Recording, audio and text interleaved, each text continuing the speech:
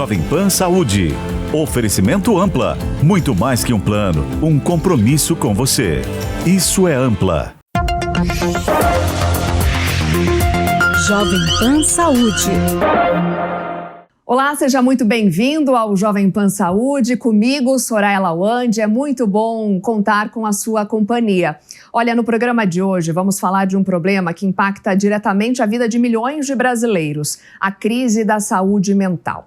Segundo o Ministério da Previdência Social, os afastamentos por transtornos mentais, como depressão, ansiedade, atingiram um recorde em 2024, ultrapassando 472 mil casos. Esse número é o maior registrado nos últimos 10 anos.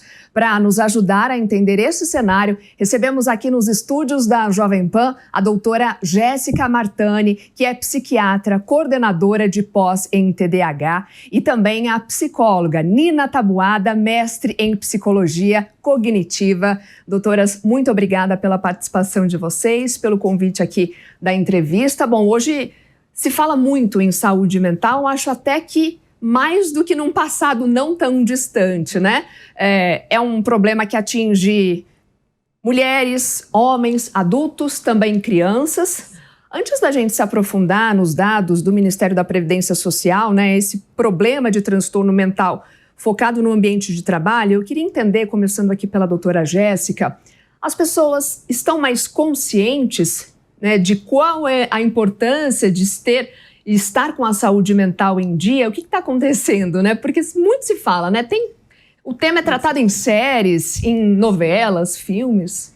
Muito se fala, mas eu acredito que as pessoas ainda precisem muito ainda ir atrás de buscar ajuda, porque como são transtornos sorrateiros que começam devagarzinho, é muito difícil que a pessoa tenha essa autopercepção. Então, por mais que se fale, eu ainda vejo muito um atraso nas pessoas irem buscar ajuda. Infelizmente, elas vão buscar ajuda só quando o problema está muito forte, está muito pesado e já está em índices mais graves. Então, eu vejo que sim, tem se falado muito sobre, as coisas têm melhorado, mas a gente precisa ainda avançar bastante. Doutora Nina, como que está a busca por ajuda no consultório? De fato, é uma doença silenciosa, às vezes até tratada como frescura, né? Esse é o grande problema. Nós temos, eu acredito que assim, duas polaridades. Nós temos desde quem acredita que é frescura, que buscar um tratamento ou buscar ajuda é coisa de pessoas fracas. Eu não vou para um consultório, por exemplo, seja psiquiátrico, psicólogo, de psicanalistas, porque eu vou ficar só conversando. Então também tem uma confusão em compreender do que consiste esse tratamento. E, ao mesmo tempo, acho que com o advento dessas redes sociais, tem um hiperdiagnóstico também de coisas normais do cotidiano, aspectos profundamente humanos que se tornam patológicos. Então, se eu fico horas no celular e tenho uma dificuldade de concentração, pronto, eu já tenho vários diagnósticos, seja de ansiedade, de TDAH.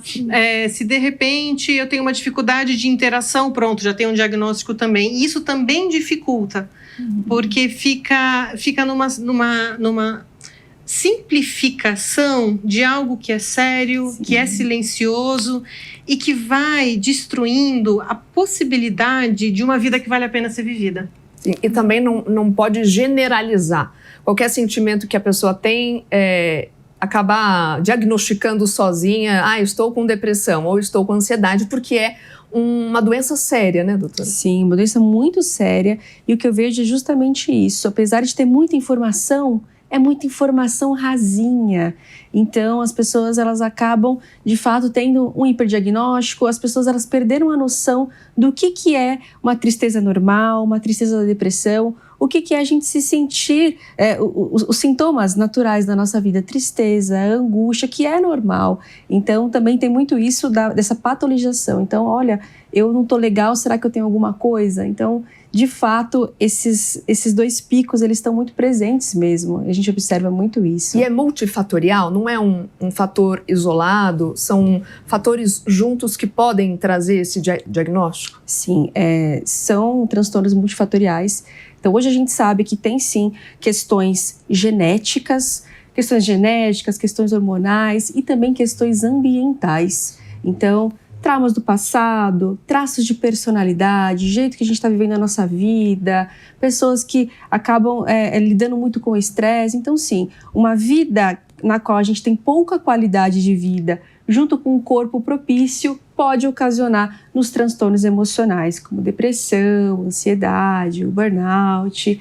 Então, é multifatorial e por isso que a gente tem que estar atento a tudo isso, tanto nas questões neuroquímicas, quanto também as questões do nosso dia a dia, no que a gente fala sobre nossa qualidade de vida, inclusive. E aí, quando você traz esse fator ambiental, né? A gente trouxe no comecinho do nosso programa os dados do Ministério da Previdência mostrando que houve um recorde de afastamentos no trabalho no ano passado.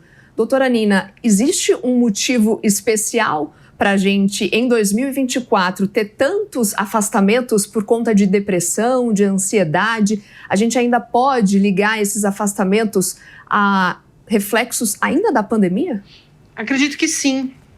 O principal reflexo da pandemia, que eu percebo hoje na clínica, em alguns artigos, é cada vez o maior isolamento das pessoas. Então, normatizou as pessoas estarem cada vez mais em casa. Hoje você consegue fazer todas as compras possíveis e imagináveis pela internet, pelo celular. Você fica um tempo demasiado no celular e isso faz com que você tenha tanto prejuízos cognitivos quanto prejuízos sociais. Isso acaba desembocando, sim, em questões relacionadas ao aumento de ansiedade, ao aumento de depressão. Então, o que a gente está se referindo com uma questão de depressão, né? Há uma baixa autoeficácia, uma baixa autoestima, há uma dificuldade de você ter objetivos, desejos, metas. Então, você fica num lugar muito mais de buscar anestesia e conforto do que você está engajado numa vida, seja... Uma palavra que perdeu um pouco o uso, mas eu ainda gosto dela, de um propósito, de um porquê, de uma vontade, né, de um desejo. A gente estava falando sobre a questão das oscilações, das emoções propriamente ditas, né? Veja, ficar ansioso, ficar triste, ficar às vezes irritado, dependendo do contexto e da situação, é inclusive saudável. São respostas humanas. Se você tem uma perda considerável, você vai ficar mal e você está tudo bem, está bem ficar mal. Né? Se você tem um prazo importante, você fica ansioso, você fica com frio na barriga, que bom, isso significa que é algo importante para você. Então, também tomar um cuidado. Agora, acho que tem um ponto importante para ressaltar com essa questão do trabalho, que muitas características que nos adoecem, a gente normaliza. Então, por exemplo, é bom... Vamos pensar culturalmente falando, né? É bom ficar até mais tarde no trabalho, é bom aguentar metas excessivas, é bom não pedir ajuda porque mostra o quão eficiente eu sou. E se a gente começar a perceber, são exatamente esses comportamentos que nos adoecem, mas ao mesmo tempo, são comportamentos que na maioria das empresas... e do mundo do trabalho em geral, nas instituições de ensino também, se a gente for pensar na questão de mestrado, doutorado, vida acadêmica, dos professores, parece que é bem visto este lugar doentio, que alguns autores vão chamar de normose, ou normalpatia, né? O quanto que aquilo que é visto como algo normal, na verdade é o que está matando a gente. Sim. E há uma certa competição também entre os próprios funcionários das empresas. Né? Eu vejo que, de fato, nós somos uma sociedade que glorifica a produtividade, adoece quem produz e exclui quem entra em colapso. Por isso que eu falo, gente, precisamos ter o equilíbrio na nossa vida, o equilíbrio dos nossos pilares. Então, é trabalho, mas não é só trabalho, tem família, tem diversão, tem descanso, porque assim, no final, a nossa saúde vale muito mais do que uma meta cumprida, do que um aplauso sem significado. Então, a gente precisa buscar isso. E, de fato, é uma sociedade que glorifica essa alta produtividade, glorifica o cansaço, mas não há glória no colapso, não há glória no adoecimento mental. Deixa eu trazer os dados obtidos pelo Ministério da Previdência Social, em 2014, olha só essa diferença, foram concedidas 221 mil licenças médicas e em 2024, ano passado, então 10 anos depois, foram registradas 472 mil licenças, esse número recorde. E o perfil dessas pessoas na divisão por sexo, as mulheres lideram, são 301.348 mulheres afastadas, já os homens são 170.980, então registrando aí depressão, ansiedade, sempre nesse topo dos registros e das doenças de transtornos mentais que levaram a esse afastamento. Por que as mulheres ainda aparecem como a maioria com esse tipo de transtorno? É mais pressão social também? Tem duas questões. A primeira questão é que as mulheres, elas procuram mais ajuda. Então, de fato, acaba tendo uma diferença de números devido a isso. E também temos questões hormonais. Então, as mulheres, elas têm chance de 2 vezes mais ter ansiedade e depressão devido às gangorras hormonais. Então, o MENAC, minha primeira gravidez, a menopausa. Então, tem tudo isso. E, claro, a tripla jornada, porque no final, precisa ir ver o filho na escola. É a mãe que vai. Então, e tem toda essa questão cultural de ser a cuidadora da casa. E agora, atualmente, também tem que ter cargos altos. Então, tem tudo isso também. Então... E esse mesmo relatório mostra que as mulheres, ainda que sejam maioria afastadas, elas ficam menos tempo afastadas, voltam antes para o trabalho. Ou seja, elas procuraram ajuda, sentiram ali os efeitos, os sinais do corpo, mas ao mesmo tempo elas falam, não, pera, eu preciso ficar melhor, eu preciso ficar bem, tenho que voltar a trabalhar. Então, essa mulher tem rede de apoio? Porque para eu poder me ausentar e cuidar de mim, quem vai assumir todas as 10, 15 funções que eu estou assumindo? Né? Então, acho que isso é importante, porque muitas vezes, e aí você começa a ter também o quê? As recaídas. Né? Uma mesma pessoa pedindo vários afastamentos, porque, claro, ela não conseguiu fazer um tratamento completo. Então, tem rede de apoio, tem quem apoie esta mulher, tem quem fique, não só no sentido do cuidado físico, mas da carga mental, né? De tudo que a mulher precisa ficar pensando o tempo todo no gerenciamento da casa, dos relacionamentos, dos filhos, do próprio corpo. Então, você tem muitas pressões onde se exige uma Mulher Maravilha, né? Tanto que eu tenho um pouco de cuidado com os discursos da mulher guerreira, porque ninguém quer ficar em guerra o tempo todo. Né? Você vai ter o quê? A volta da guerra, você vai ter transtorno de estresse pós-traumático, você vai ter uma série de dificuldades, e isso é um leão por dia. Então, acho que a questão de classe, raça e gênero são questões fundamentais para a gente avaliar da onde estão vindo esses afastamentos. Infelizmente, a gente não tem todos esses dados, né? Eles só ofereceram os dados relacionados à questão de gênero e idade, então me chama a atenção também a idade sempre na casa dos 40, que é quando é isso, você vai aguentando até uma hora que estoura. E é uma pena, como a doutora Jéssica comentou, as pessoas procuram ajuda na hora que estoura. Ou seja, o problema já está no ápice. Já está no ápice no sentido de gravidade e de generalização dos ambientes onde está afetando. Então, às vezes, já está afetando na casa, já está afetando nas relações, mas quando afeta no trabalho, é quando a pessoa fala, opa, aqui não, porque a gente ainda se identifica muito com os nossos afazeres e com a nossa ocupação, com a nossa carreira, né? Então, quando afeta aqui, mas já na verdade já tem toda uma avalanche, é quando a pessoa acaba pedindo ajuda. Em que momento, então, a pessoa ela precisa perceber esses sinais? Tem algum sinal que pode servir de alerta para ela falar, não, eu tenho que procurar uma ajuda agora? Eu costumo dizer que é quando a gente não se reconhece mais. Então, nossa, antes eu era uma pessoa que eu gostava de brincar com meu filho, agora não sei o que está acontecendo. Nossa, eu amava meu trabalho, agora parece que eu perdi o brilho. Eu não tenho vontade de fazer nada, eu perdi o prazer nas coisas que eu gostava.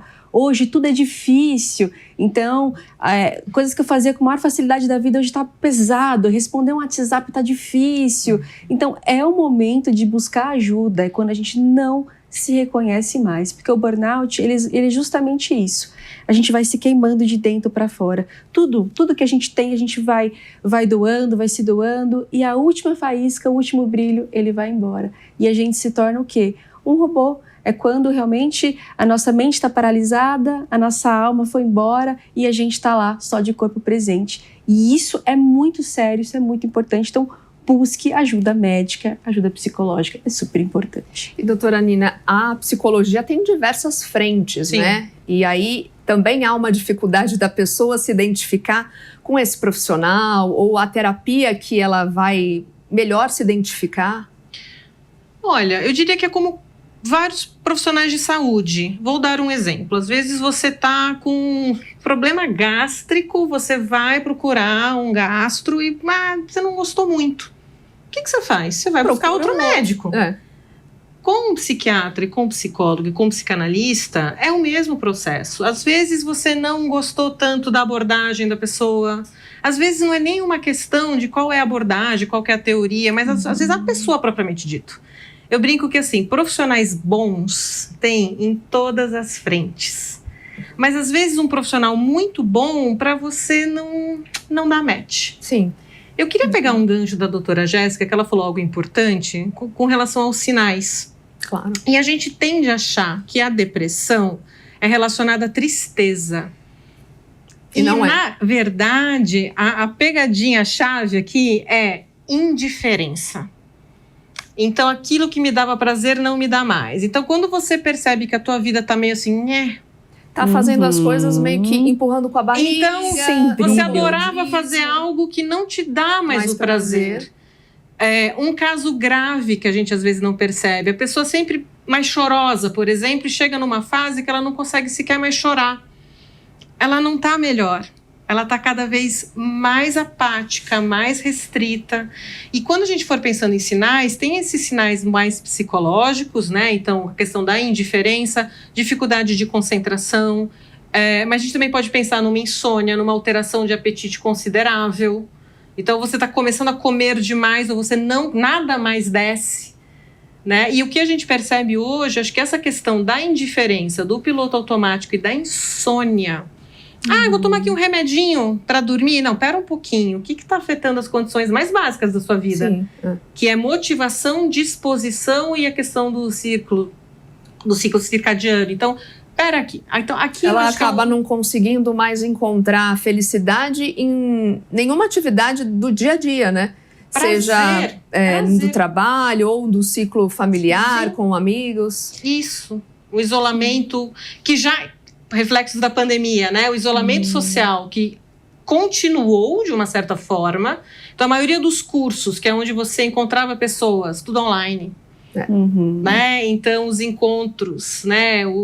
As pessoas estão cada vez mais isoladas em casa. E isso é um fator de risco para desenvolver transtornos mentais. A gente acabou se ressignificando algumas coisas por esse momento da pandemia, mas a gente ainda traz isso para esse novo normal e que traz ainda esses reflexos. Sim. Né? Inclusive o excesso, às vezes, do trabalho do home office. Então, que isso foi uma crise, que acabou lembrar, que era hoje em dia sendo bom, né? Algumas empresas, inclusive, adotaram esse sistema agora como funcional, né? Então, Sim. as pessoas vão menos para as empresas, trabalham mais de casa. Mas agora a gente E aí, esse é o que acontece. Você funciona. trabalha mais porque está em casa. Exato, e aí você não tem uma clareza do que é o quê. Você trabalha, você isso é toma algo folga, depois que- do expediente. Então você não tem uma separação. Então isso é algo que eu escutava muito da clínica, né? Então a pessoa vem, ela tá trabalhando, aí de repente é o mesmo computador, a mesma sala para uma consulta médica ou para conversar com alguém ou para uma aula online. Então você não tem mais os rituais de passagem, que seja o trânsito, Deixa eu que chegar seja em casa. Chegar estressado em Isso, casa. eu cheguei por causa em do- casa, é minha casa, é o meu lar. o trabalho ficou em outro lugar, não ficou. Então, tem as vantagens. Então, o que eu percebo, né? Ficou isso da pandemia, então algumas pessoas começaram a entender, pera um pouquinho, então eu vou pegar uma sala, às vezes, né? Uma outra sala, um outro Um espaço, outro ambiente, colocar né, o pra limite diferenciar. da hora do almoço, mas não é todo mundo que consegue fazer isso. É complicado Isso que a mesmo. doutora falou sobre distanciamento afetivo, a gente tem observado muito. Então, as pessoas estão mais distantes, as pessoas estão se vendo menos. Então, e são relações que, quando a gente vai falar de rede de apoio, elas não existem. Então, são relações virtuais, é o excesso de redes sociais, uma exposição coleguismo cada vez mais constante e a competição. Então, hoje nós somos o país maior, segundo ansioso, maior consumidor de redes sociais. Somos o primeiro lugar de mais ansioso, quinto lugar de mais depressão, segundo de maior burnout. Então, assim, nada Brasil se orgulhar, tá difícil, né? Tudo que é medalha de prata e bronze e ouro, é tudo coisa ruim. Então, assim, eu vejo como a pandemia transformou a gente e, de fato, hoje eu observo, inclusive, pessoas até com mais dificuldade nas relações interpessoais, mais fobia social, devido a isso, esse isolamento. E a gente precisa estar conversando, a gente precisa se ver. Isso é muito importante. E nesse sentido de buscar ajuda, os amigos, a família precisam ser essa rede de apoio também para perceber esses sinais e falar, olha, por que você não busca uma ajuda? Tá tudo bem? Não está? Mundo ideal, sim. Né? Então, principalmente, quando a gente pensa em rede de apoio no primeiro momento, seria uma rede de escuta, que é algo que a gente também está desaprendendo a fazer. Então, a pessoa está um pouco mal, assim, então vai buscar terapia, vai no médico, como se isso fosse algo pejorativo. É verdade. Né? Então, ainda tem a coisa de fraco, a coisa de malandro, eu não tô maluco, né? A gente ainda ouve isso. Infelizmente. Bom, veja, numa cultura que está tão doentia, pelos dados que a doutora trouxe, então, ser normal não deve ser muito saudável, né? Então, acho que tem esse questionamento. E eu percebi, assim, né? Com quase 18 anos de prática clínica, eu brinco que a pessoa que está ali na minha frente, geralmente é o polo mais forte das famílias e não o mais fraco, como a gente tende a pensar. Porque é aquela pessoa que percebeu que, opa, não tá legal isso aqui e eu preciso fazer algo a respeito. E precisa de uma força para isso. Para assumir ou para enxergar que você chegou num momento que você precisa dessa ajuda profissional. Que às vezes a gente acaba conversando com amigos, né, desabafando, mas não chega a ser o suficiente. Não, se você alivia, mas alivia momentaneamente. Não é um tratamento, não é entender, pera um pouquinho. O que está acontecendo aqui na minha mente, no meu inconsciente, que está fazendo com que as minhas interações, ou que eu não esteja conseguindo, às vezes, pode ser que eu esteja numa situação também de ambiente, de circunstância, numa toxicidade, que eu preciso ver como é que eu saio daqui. Seja de relacionamentos de trabalho, seja de relacionamentos afetivos, seja de relacionamentos familiares. Então, às vezes, eu consegui enxergar, assumir que, opa, tem algo aqui que está me dificultando e eu não consigo entender, ou consigo entender, mas isso não é o suficiente para que eu possa mudar, porque também isso é importante. Né? Então, eu sei que eu fico irritado, eu sei que eu fico ansiosa demais. Tá, ok, que você sabe. E agora? O que a gente faz com isso? Como é que a gente trabalha? Como é que a gente ressignifica? Como é que a gente pode criar novas trilhas de desejos, de possibilidades e de habilidades? E isso, o bate-papo com os amigos é maravilhoso, eu adoro, eu recomendo, voltemos aos happy hours, que não seja online, mas isso não faz com que eu consiga rever toda uma história de vida, ou às vezes alinhar questões hormonais, psicobiológicas que precisam de uma medicação, não no sentido para substituir o insight, mas para que possibilite que eu possa pensar de uma outra forma. Então, são, na verdade, áreas que se conversam muito e que uma precisa muito da outra, porque não é só uma coisa. Psíquico também não é só corpo. Nós somos uma coisa só. Sim. Só fazer um gancho aqui e pegar o que a doutora disse a respeito de medicação. As pessoas têm buscado mais o remédio do que o tratamento com um profissional, com um psicólogo, com um psiquiatra, porque até está mais fácil. Depende da situação. Se a pessoa acha que está com problema de foco e de atenção, eles querem aquele remedinho sem nem saber o porquê.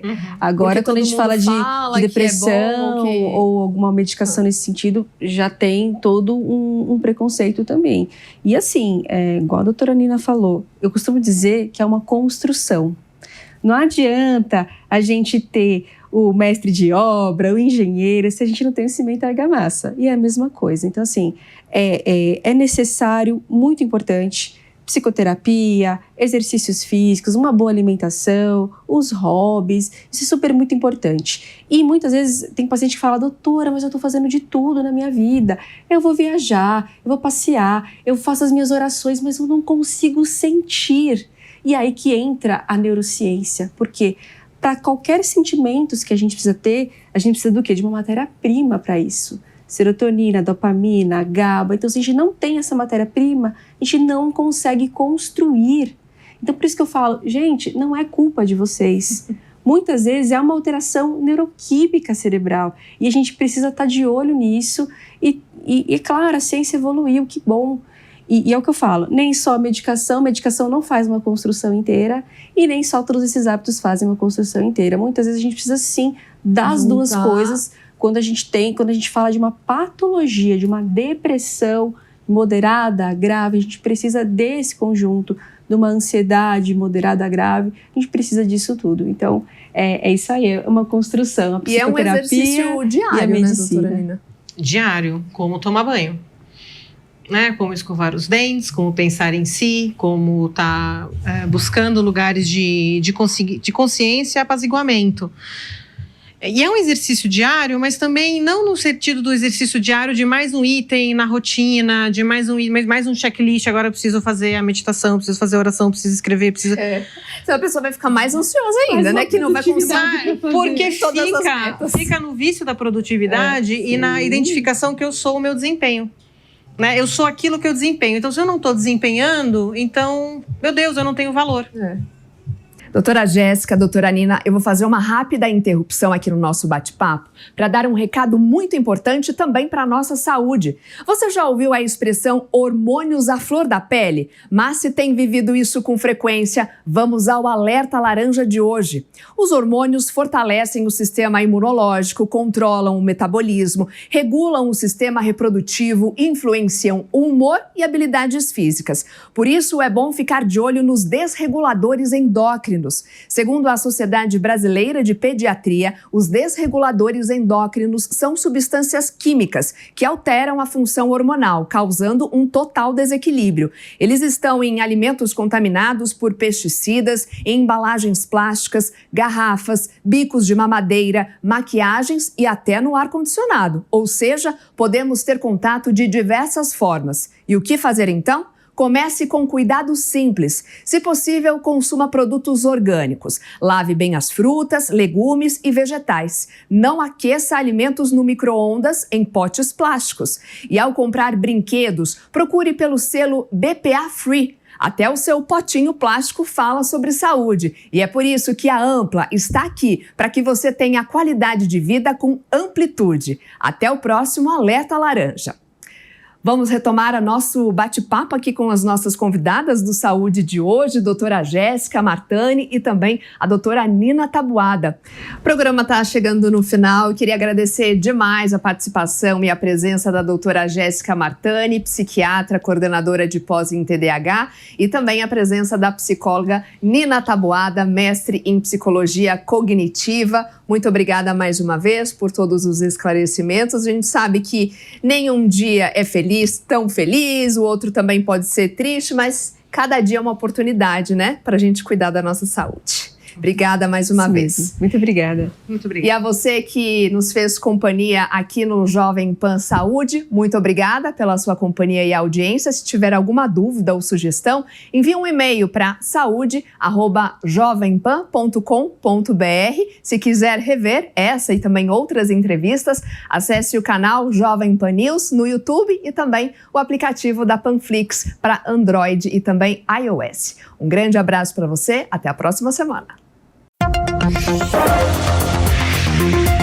Jovem Pan Saúde. Jovem Pan Saúde. Oferecimento Ampla. Muito mais que um plano, um compromisso com você. Isso é Ampla. A opinião dos nossos comentaristas não reflete necessariamente a opinião do Grupo Jovem Pan de Comunicação. Realização Jovem Pan News.